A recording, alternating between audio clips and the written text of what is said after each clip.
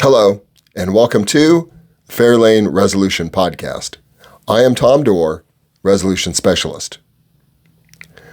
The reason you are here, the most likely reason you are here, is because you are in the middle of a conflict right now, and you want it to end. I understand.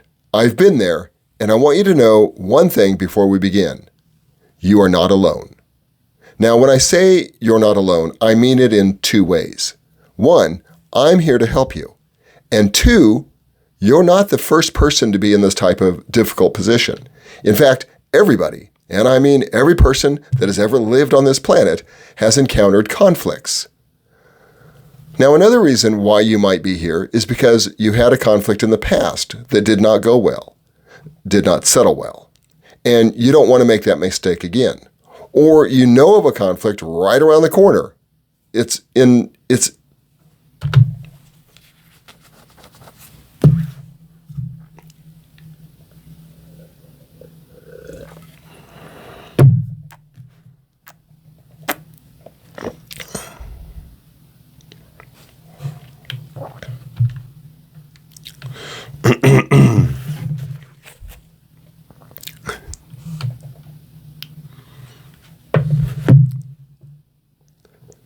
Another reason why you might be here is because you had a conflict in the past that did not go well, did not settle well, and you don't want to make that mistake again.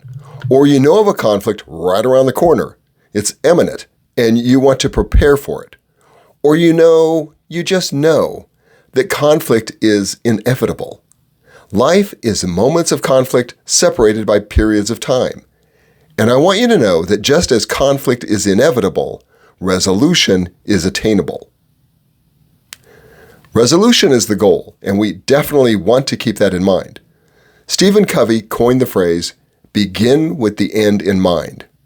And I will engrave the other side of his coin with, "Start with the beginning in sight."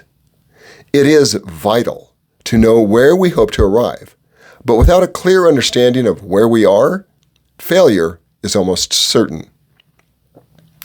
In the next episode, I will cover resolution, the end goal.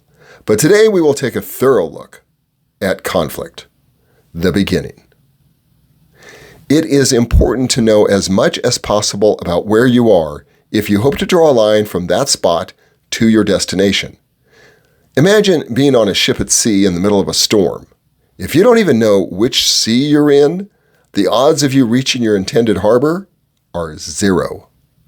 The more you know about the sea, the storm, and the ship, and the crew, the better chance you have of not only surviving, but strengthening both yourself and others. I am sure you have already noticed this is not a quick overview with 3 tips to help you win the battle. I believe life is moments of conflict separated by periods of time, and the better prepared you are for those moments, the better your chances of experiencing peace, harmony, and agreement. So, let's begin. What is conflict? Conflict is an intersection of issues that induce stress. Picture in your mind a woman driving east on a road out to get burgers for her family. When she comes to an intersection, the crossroad goes north and south, and she stops. As she looks north, she remembers a terrific ice cream shop not too far up, and a little voice says, "You deserve an ice cream. You've worked hard all week and nobody would know." Then she says to herself, "I have worked hard all week and nobody needs to know." Then a small voice says, "You could bring everyone back here to get ice cream later." And she just sits there with the engine idling, looking back and forth from north to east, completely unaware of time. She notices some movement and looks in a rearview mirror to find a car coming up behind her. Now she begins arguing with herself about going straight to get burgers or turning left to get herself an ice cream. The car behind her eases to a stop, and the woman mashes the gas pedal to the floor, squealing the tires and going straight through the intersection toward the burger place. This woman experienced conflict. She was at the intersection of needs and wants. the need to get her family dinner and the want to get herself an ice cream. And she was feeling stress. Let's look at these 3 key elements of conflict: intersection, issues, and stress. Conflict is an intersection of issues that induce stress. Intersection is a place where 2 paths converge, diverge, or cross. Each of us is on multiple personal pathways every day. There is the obvious physical path, but additionally and simultaneously, we are on intellectual, emotional, and spiritual paths. Picture in your mind a 1-lane road on the ground, flat on the surface of the earth, and another pathway about 20 feet directly above that one, running parallel to the ground, and a third pathway below the surface, underground, tracking the other 2 paths exactly. The surface road is your physical being, the body. The elevated path is your intellectual being, and the subterranean path is your emotional being. And the spiritual path moves all around. Now imagine you are just chugging along when unexpectedly you come upon a physical intersection of issues. For example, you are merrily going to the symphony, and when you come to your assigned seat, you find someone sitting in it. Your other paths may get involved, but this is a physical intersection. If this intersection induced any degree of stress, then to that degree you are experiencing conflict.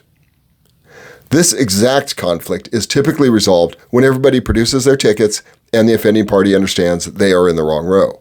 Sometimes this can produce animosity, and other times it can produce long-lasting friendships. Other intersections may be intellectual, emotional, or spiritual.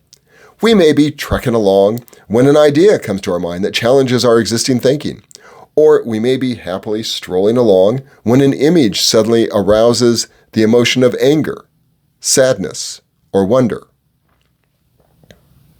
We may be rolling down the line when our intuition feels uneasy or a belief is challenged.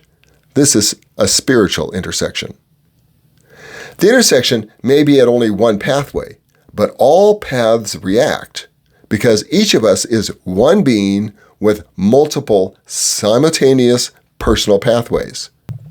The human experience, however, is not limited to these 4 dimensions. Imagine multiple pathways above and multiple pathways below the surface road.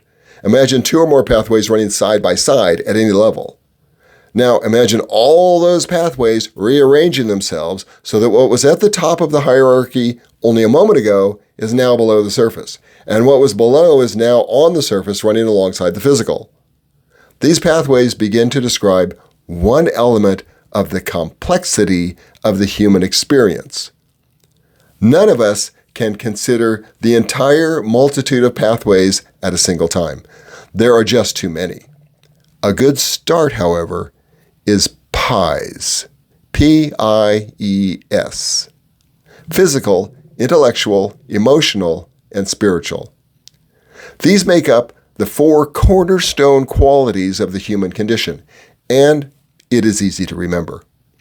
Think of every person as a different kind of pie. Some people are figuratively fruit pies, nut pies, meat pies, cream pies, pizza pies, etc. There isn't one superior pies, but there are similar types and differences between each one.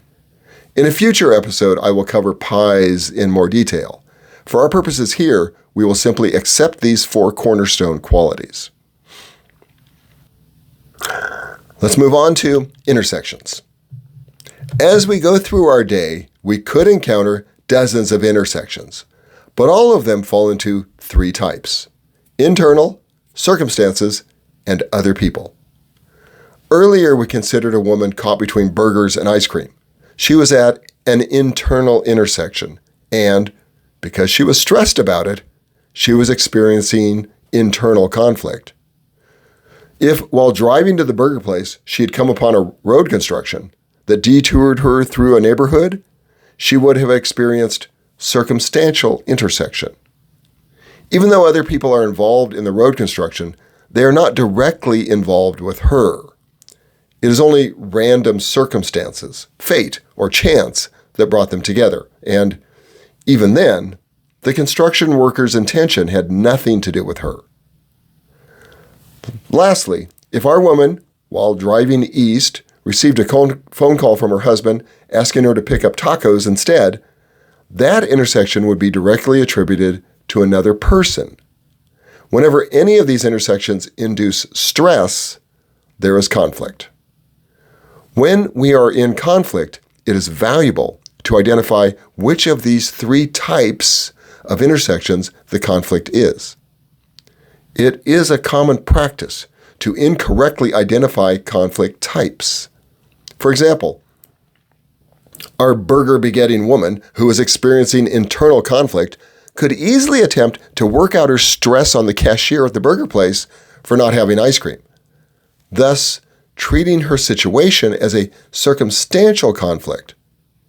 Or she could take out her frustration on her husband for wanting burgers in the first place instead of tacos, which are next door to the ice cream shop, thus treating it like another person conflict. The trouble with misattribution is that it never deals with the real issue. This is like walking into your living room at night to discover the lighting is very dim, and so you set out to replace 2 of the 3 light bulbs in the room, except you failed to replace the only light bulb that was burned out. You did a lot of work, but you never solved the real problem. Some intersections just don't go anywhere, and you find yourself intersecting with a wall, cul-de-sac, or just an open field. In the real world, this is usually due to an undeveloped roadway. The plans are in place to finish the intersection so that it goes somewhere, but the work hasn't been done yet. In the conflict resolution world, the same is true. Sometimes 2 people come to a conflict that just isn't going anywhere. This is called an impasse, stalemate, or deadlock. The common approach in this case is to throw your hands in the air, blame the other person, and hike across the field until you find a new road. The better approach is to simply back out of the dead end. It's okay to shift into reverse sometimes and go back to an intersection that leads somewhere. Now let's look at issues. Conflict is an intersection of issues that induce stress. Intersection is a place where 2 or more paths converge, diverge, or cross. An issue is a position or demand and its underlying motive, which produces disruption. Just as the map is not the journey, the pathway is not the issue. We talk about intersecting paths, but conflict is an intersection of issues. What's the difference between an issue and its path? The personal pathways enable movement and access for our core human elements, like pies, physical, intellectual, emotional, and spiritual. For example, our physical pathway enables us to move and access different places. Our intellectual pathway enables us to explore new ideas. Our emotional pathway enables us to experience a variety of emotions. And our spiritual pathway allows us to adopt or reinforce beliefs. Most of the time, our personal pathways transport calmness and harmony. For most people, it is the exception for pathways to carry an issue. Consider the emotional pathway for a moment. When our emotions are in harmony, they operate in agreement with our surroundings. They do not make any demands on others or our environment or our own other emotions. In these cases, the emotional pathway is enabling our emotions to move freely. When an emotion takes a position or makes a demand, that emotion transfers, figuratively, from the harmony car to the issue car. The issue car then passes the harmony car, blaring its horn and flashing its lights. The presence of a position or demand that creates disruption is an issue. Here is an example of an issue. Give me $20. This is the demand, the what. I need $20 because I want to buy lunch. This describes the motive, the why. Picture yourself going through your day, month, or life with these multiple pathways running simultaneously in an ever-changing order of hierarchy.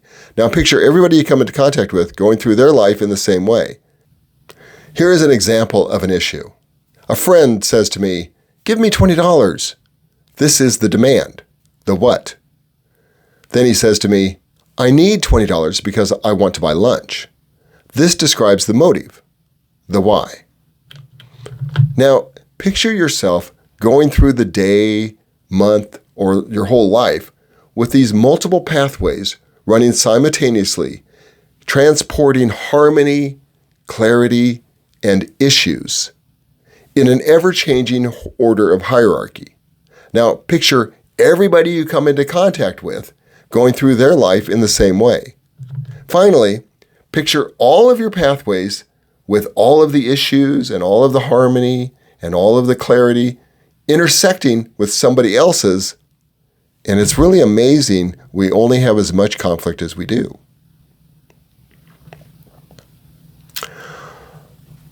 Now let's compare issues and concerns. Most issues begin as a concern. When someone comes to you and says, "I'm concerned about something and need to talk to you about it," your intellectual and emotional gates open, assuming trust exists, in anticipation of a discussion. A concern is an idea or feeling about something that is not yet disruptive, but might become so.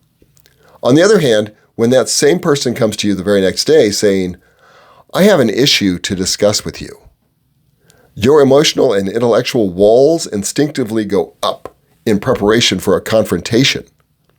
Issues are by nature disruptive. A concern is the seed of an issue, and like all seeds, some of them die without growing at all. A concern is couched in an unfixed position, flexible demand, and a motive or spirit of cooperation. When a concern has developed into an issue, positions are more rigid, demands are less flexible, and motives are more competitive. An overreaction to a concern may itself become an issue. Conversely, downplaying a genuine issue may only serve to create another issue. It is valuable to identify which stage of development is at play and react accordingly. Now let's talk about disruption. Imagine a 4-year-old at a family gathering suddenly throwing a tantrum, or a 34-year-old in a parking lot doing the same. Those are both disruptions that cause trouble or disorder. Now, picture yourself in the middle of dinner and suddenly a neighbor bangs on your door yelling, "You have to come out right now and see this." This disruption is an interruption of an activity or process. And finally, recall a time at work when someone suggested a change. If you are like most people, simply hearing the word change is enough to raise your heartbeat slightly. This reminds me of a classic light bulb joke. How many psychologists does it take to change a light bulb?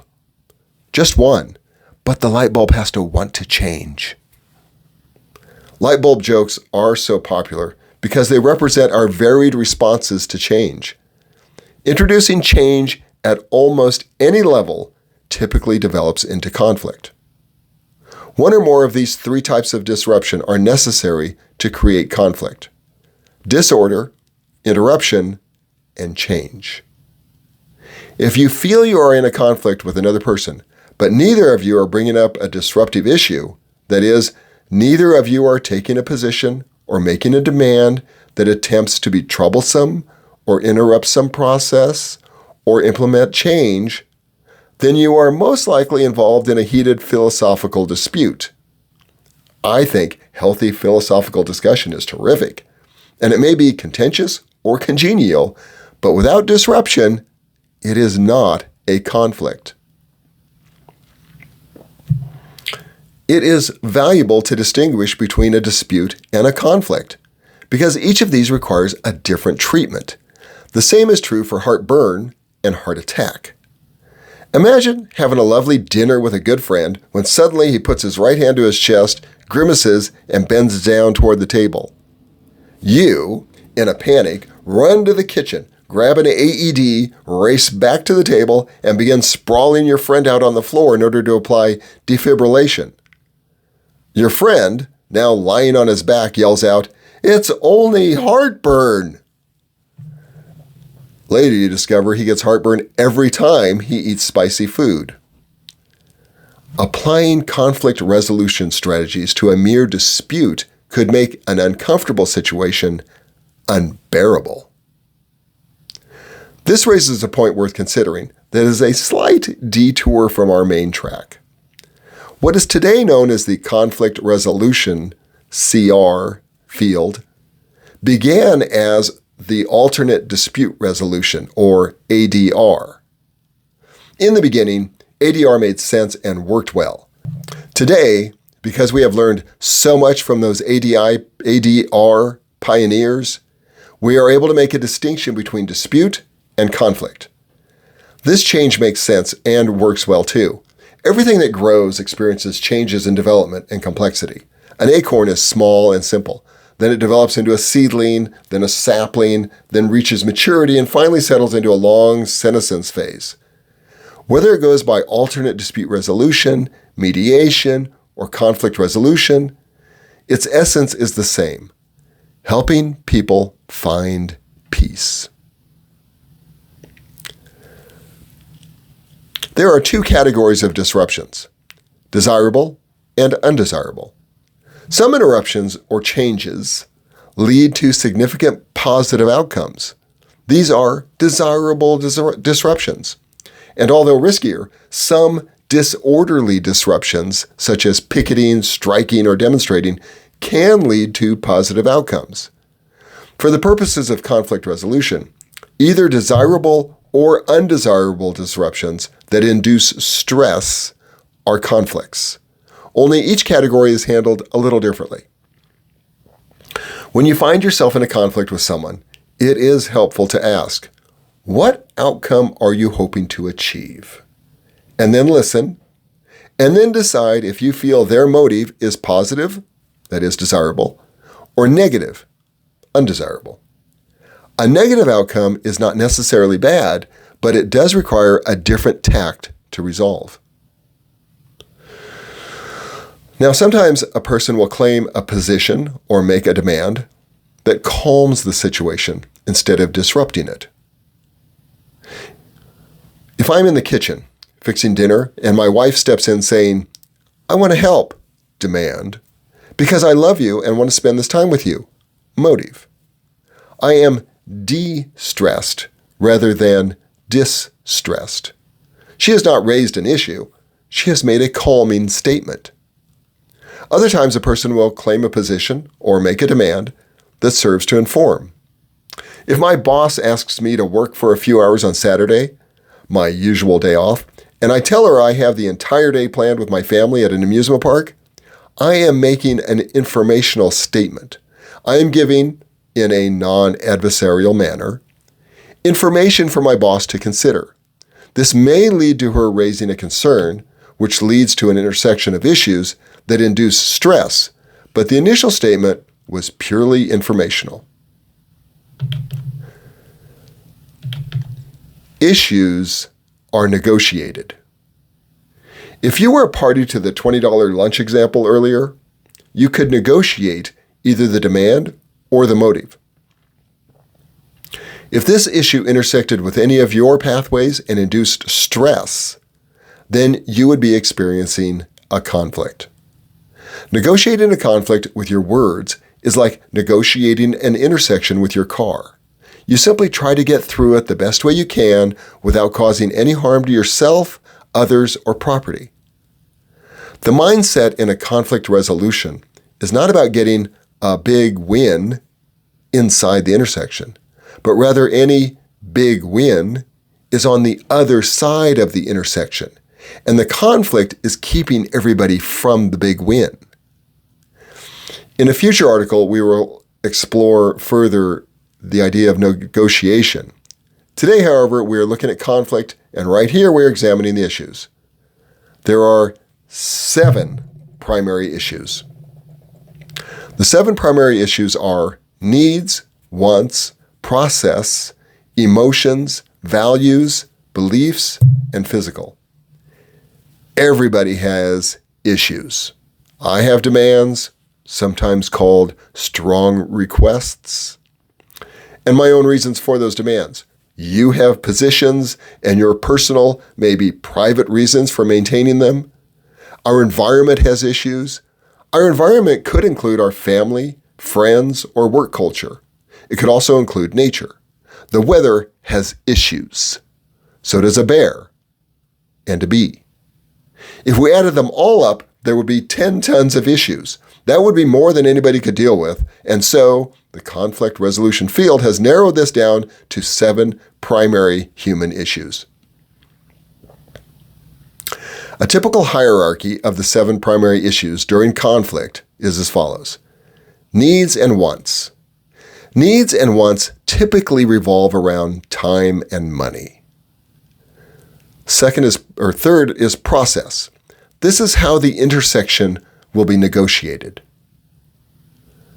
Number 4 is emotions.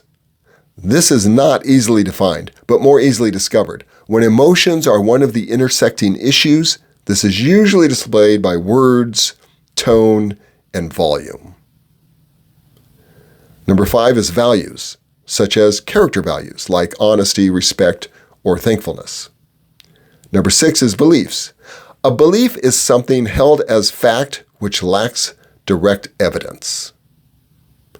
And number 7 is physical. These are survival, like safety, food, clothing, shelter. In a conflict, the hierarchy order is subject to change frequently and unexpectedly. Imagine a man driving north on a road when suddenly the truck in front of him comes to a complete stop and he can't see around the truck to know what is happening. After 10 minutes, the man only knows that this delay will make him late for his appointment, and he values punctuality. His values are intersecting with the truck's physical pathway, and he is beginning to feel stress. He is experiencing circumstantial conflict. Now, this is similar to the woman sent out to get burgers who experienced an internal conflict because conflict resolution specialists do not deal with these. These situations are best handled by therapists, lawyers, or psychologists. Conflict resolution specialists help 2 or more people find resolution to a conflict. The key phrase is 2 or more people.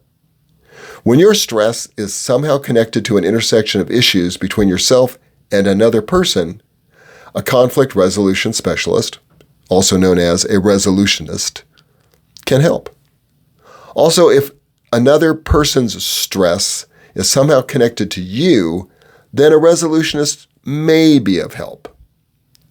In a future article, I will cover the difference between therapists, lawyers, and mediators, but in order to stay on track here, I will speak from this point on only of conflicts between 2 people.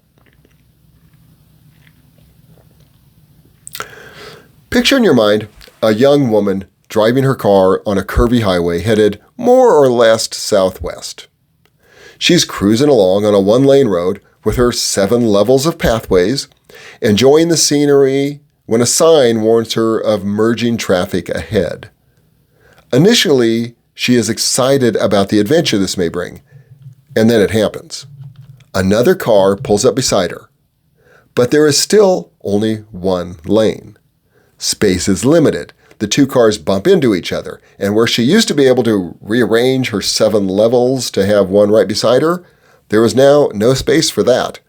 She is feeling stressed due to the intersection that merged this other person with her.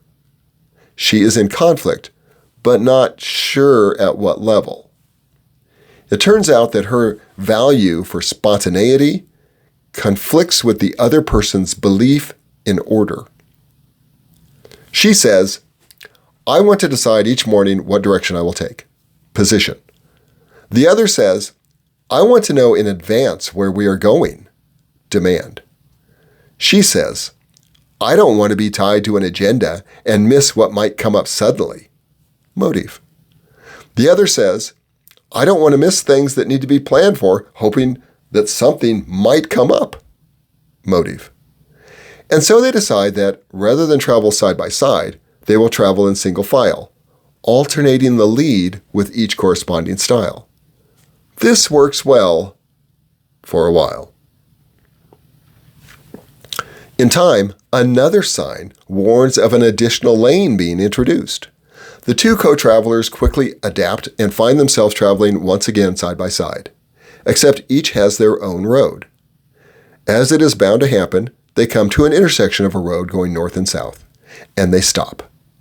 The other says, "I want to turn and go north." Position.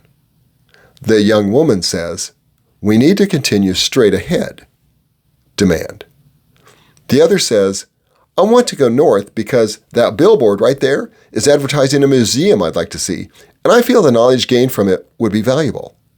Motive. The young woman says, "We need to go straight because we plan to see the ocean, and I believe we should keep our commitments." Motive. After discussing it, negotiation, they agree to visit the museum, then come back and continue to the ocean. After arriving at the ocean, the young woman says, "I want to travel by myself from now on. I'm going up the coastline from here." Position. The other says, "I like traveling together. I want to go with you." Demand. The young woman says, "I don't like traveling with someone else. I want to go on my own way, on my own terms." Motive.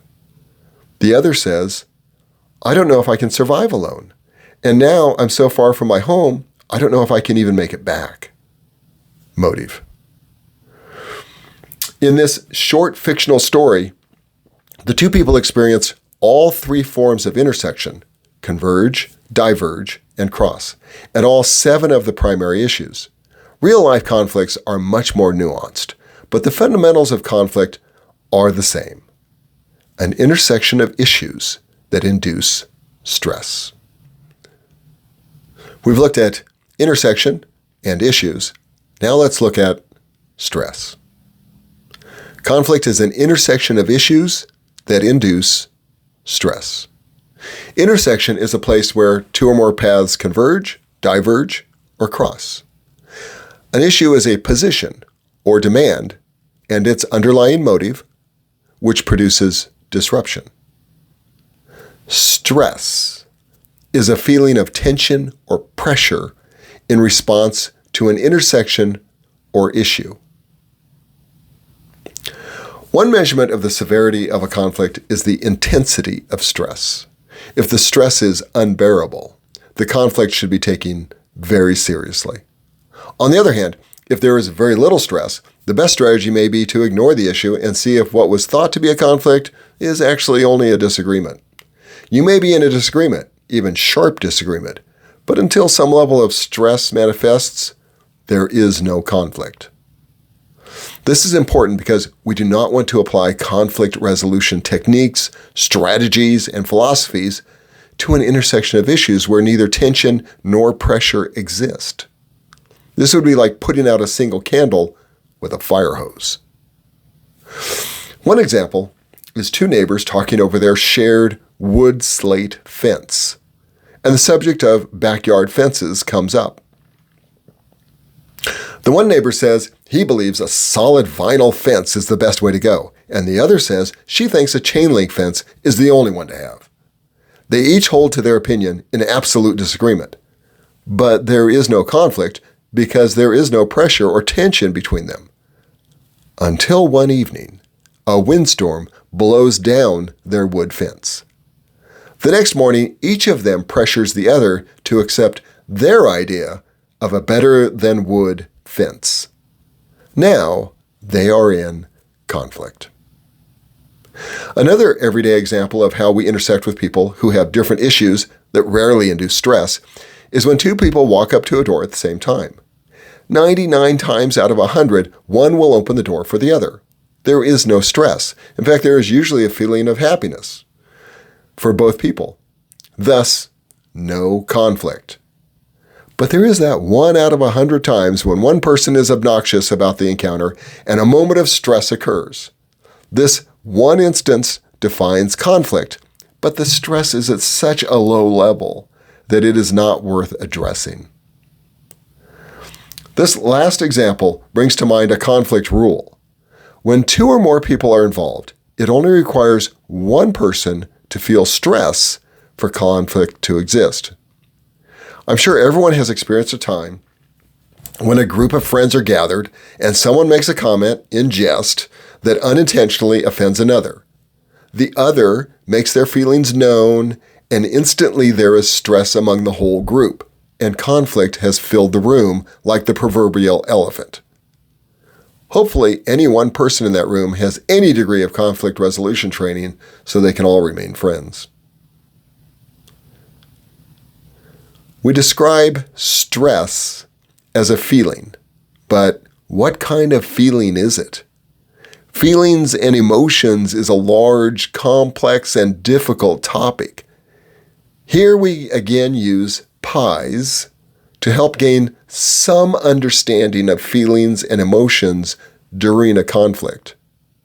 When you have a feeling of tension or pressure in your physical, intellectual, emotional, or spiritual being, PIES, because of an intersection or issue that is causing trouble, interfering with your normal activity, or attempting to change your current situation, you are experiencing stress. As a rule of thumb, when you feel tension or pressure on your skin, your muscles, or bones, you are experiencing physical stress. This usually revolves around time or money. The position or demand is intersecting with your physical needs or wants.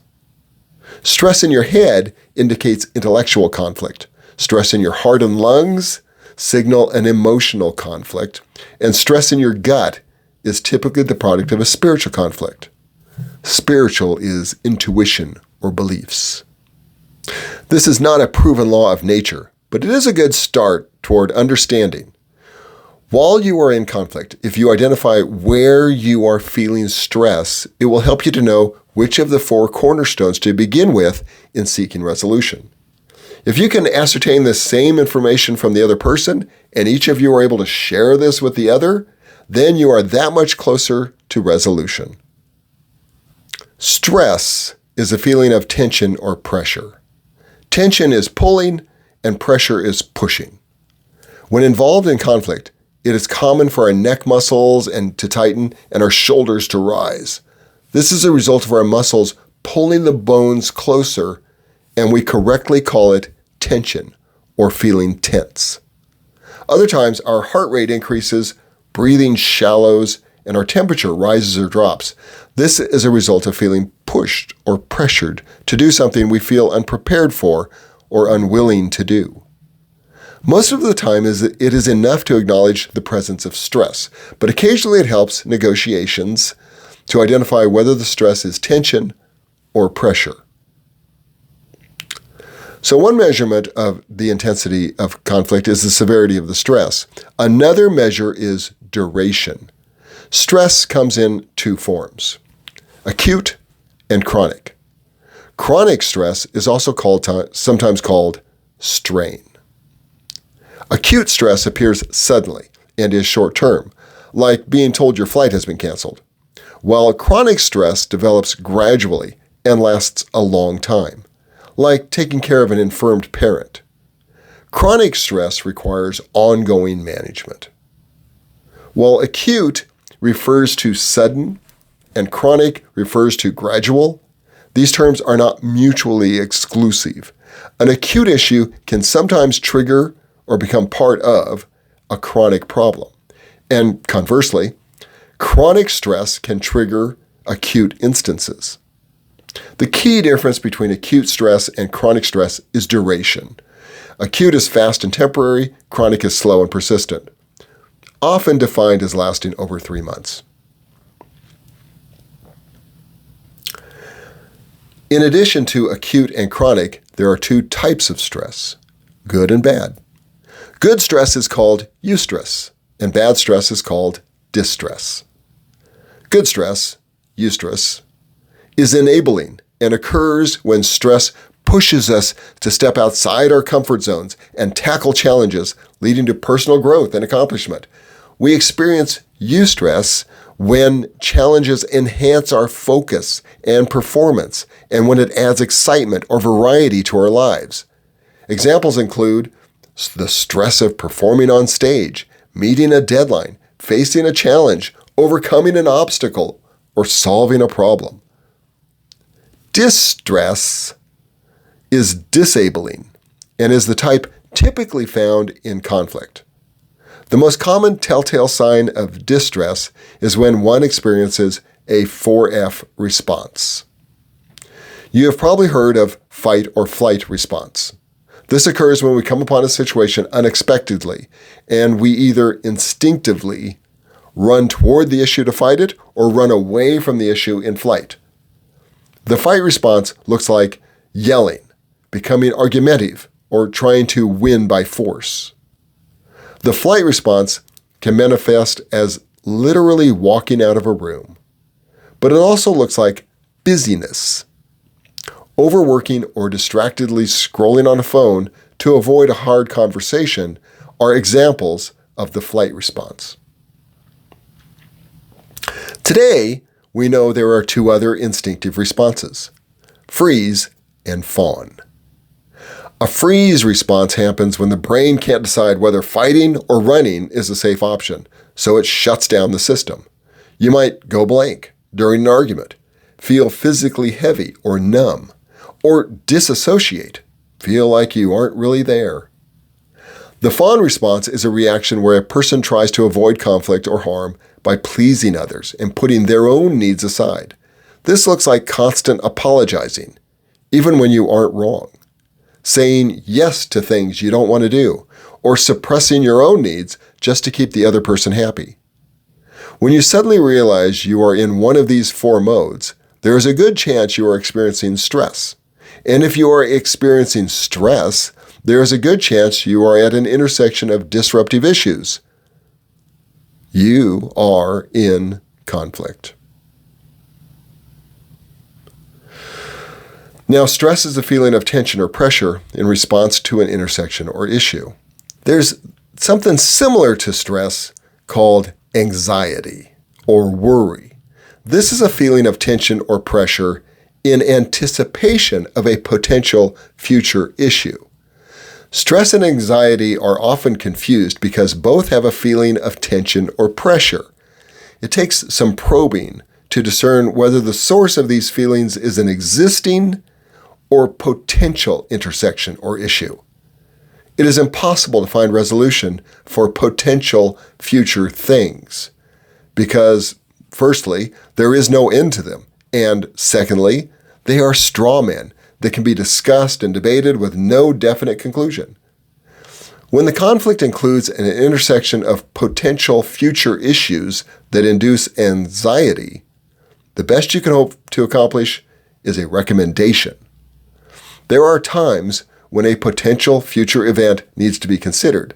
For instance, what will we do if when we get home we discover the tornado has completely destroyed our house? The trouble with trying to reach a resolution about this issue is there are too many unknowns. Maybe the tornado only damaged a portion of the roof, or maybe it missed the house altogether.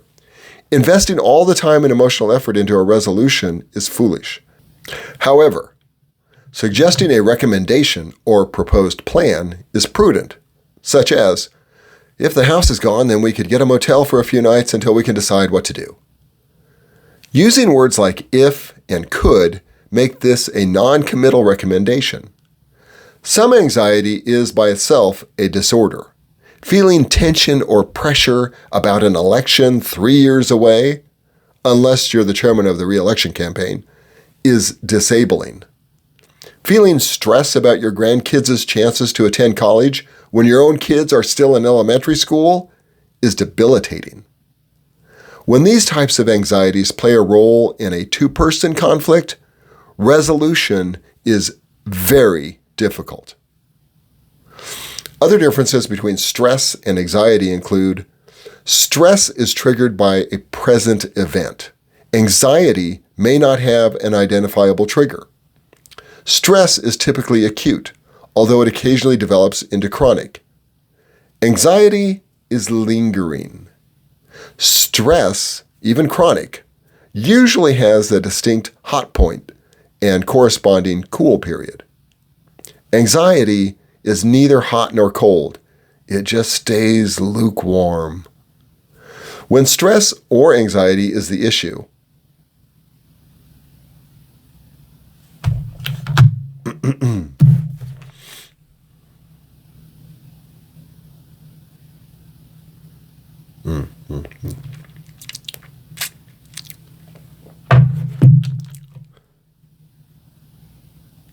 when one's anxiety or chronic stress intersects with another's needs or wants and produces a disruption that induces acute stress in either, they are in conflict. This is an especially difficult conflict to resolve because separating anxiety or chronic stress from the acute stress is like separating egg yolks from the whites. It can be done, but it takes know-how and practice. And even then, there is always some residual of white on the yolk. In the case of a conflict, the first step is admitting there are two distinct yet interwoven types of stress. Step 2 is erecting a cognitive wall between separating the acute stress and the anxiety or the chronic stress. Step 3 is a fork in the road. Conflict resolutionists help two people in conflict find resolution. The key to this is two people. Anxiety or chronic stress is an internal conflict and requires the help of a therapist, not a resolutionist. The two people in conflict would need to decide whether to pursue resolution for the issue causing acute stress or therapy for the person with anxiety. Conflict is an intersection of issues that induce stress. The word induce has been carefully selected. Stress is a feeling of tension or pressure. For the purposes of conflict resolution, stress is that feeling in response to an intersection or issue. Intersections are by their nature stressful. Whenever two or more paths converge, diverge, or cross, there develops a feeling of tension or pressure. Any form of a pies intersection is stressful to varying degrees. Issues also have stress built in. Anytime a position is taken or a demand is made, a feeling of tension or pressure is created. The intersection of issues does not cause stress. The stress already existed separately in both the intersection and the issue before they came together. The conflict merely induces stress to come to the forefront. When you think of induce, think of a doctor inducing labor. The doctor does not cause labor to happen. The cause of the woman's labor is the mother and the father of the child. Biology, physiology, nature. The doctor is gently persuading the mother into a labor that already existed. For the person experiencing severe distress, this fine distinction may not matter, but it is valuable to understand the true source of stress. If one believes the true cause of stress is two issues meeting at a crossroads, and this person wants to avoid or reduce stress, they would be expected to prevent multiple issues from ever meeting. The trouble with this strategy is that rather than reducing stress, it adds another layer of stress by creating pressure to keep these things apart. This is called the conflict prevention strategy, and it is exhausting because it is both futile and impossible, and typically leads to anxiety. Another popular, yet equally ineffective strategy is avoiding intersections and issues altogether. This is the false notion that in some mysterious way you can travel through your life on your pies pathways without ever encountering an intersection or establishing an issue. This is called the conflict avoidance strategy and, in the extreme, leads to depression. Lastly, the conflict ignorance strategy suggests you can simply disregard other people's issues and blow through intersections as if they were not there. The root cause of these three errant strategies is misunderstanding the true source of stress. Practicing these three strategies will develop more stress, loneliness, and selfishness, respectively. Learning to manage stress begins with acknowledging its inevitable presence and understanding its true source. Learning to alleviate stress begins with accepting conflict as the first step toward resolution and understanding that resolution is peace. Therefore, one of the first steps to take when you feel you are in a conflict is answering the most basic question: am I in a conflict? Has bringing my issue to the intersection induced, that is, gently persuaded, the stress inherent in the intersection or the issue, or have I pushed the stress out of proportion? So in summary, conflict is an intersection of issues that induce stress. Intersection is a place where two or more paths converge, diverge, or cross. Issue is a position or demand and its underlying motive which produces disruption. Stress is a feeling of tension or pressure in response to an intersection or issue. Conflicts are disruptive and stressful. A conflict is not a mere disagreement or dispute, and when treated specifically, it can be the first step toward lasting peace that comes from resolution. This episode defines conflict as an intersection of issues that induce stress and fully describes each of these three components: intersection, issue, and stress.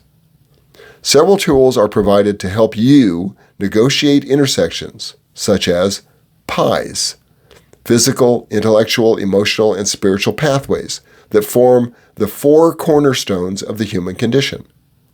The three intersections: internal, circumstances, and other people, plus dead ends. 7 primary issues: needs, wants, process, emotions, values, beliefs, and physical. And the 4 stress locations: skin, head, heart, and gut, that correlate with PIEs respectively. The different kinds of stress: tension or pressure, acute or chronic, and good or bad. And the 4F response: fight, flight, freeze, and fawn. The big idea in this is centered around the concept: conflict is inevitable, resolution is attainable. And while resolution is the end in mind, conflict must be the start in sight. By having a clear, complete understanding of the conflict you start at, the chances of arriving safely and sanely at resolution are much better. Resolution is peace. The 3 popular alternatives to resolution, prevention, avoidance, and ignorance, lead to more conflict, anxiety, depression, and loneliness. And now a little personal note. It is completely natural to feel overwhelmed when you hit a tough intersection. But I want you to see that conflict isn't a sign that you failed. It's actually the first step toward finding real peace. By understanding that stress is just a built-in part of life's many pathways and issues, you can stop exhausting yourself with impossible strategies like avoidance or prevention. Instead of seeing that tension as a wall, try to view it as a signal that's gently persuading you to address what really matters. You have the tools to identify whether you're dealing with a physical, emotional, or intellectual need. And once you start with the beginning in sight, you'll find that navigating these moments with others is not only possible, but deeply rewarding. You can do this. Every resolved conflict is just another road leading you to a better destination. The next episode will cover resolution. Please download the free PDF version of this episode for your future reference. If you feel this was helpful and would like more content like it, please like and subscribe. You can always unsubscribe later if you want. If you are in a conflict now and would like some help attaining resolution, reach out and contact me for a no-cost, no-obligation consult.